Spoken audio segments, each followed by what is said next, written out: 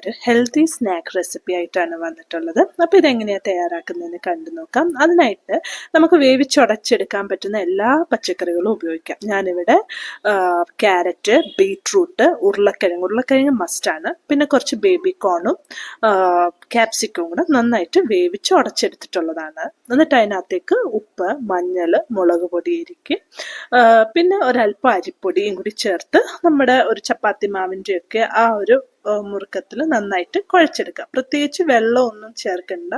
ഈ പച്ചക്കറി വേവിച്ചതിനകത്തുള്ള ആ നനവിൽ വേണം നമ്മൾ കുഴച്ചെടുക്കുവാൻ വേണ്ടിയിട്ട്. കുഴച്ചെടുത്ത ശേഷം നമുക്ക് ഇഷ്ടമുള്ള ഷേപ്പിലാക്കാം.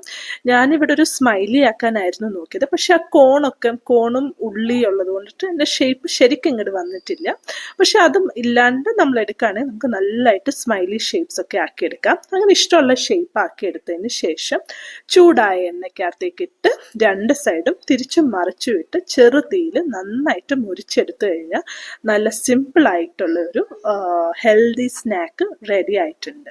അപ്പോൾ എല്ലാവരും ഇതൊന്ന് തയ്യാറാക്കി നോക്കുക. എന്നിട്ട് നിങ്ങളുടെ അഭിപ്രായങ്ങൾ കൂടി പറയുക. ഇഷ്ടമായാലൊന്ന് ലൈക്കും ഷെയറും സബ്സ്ക്രൈബും കൂടി ചെയ്തൊന്ന് സപ്പോർട്ട് ചെയ്യുക. അപ്പോൾ അടുത്തൊരു വീഡിയോയുമായി കാണുന്നത്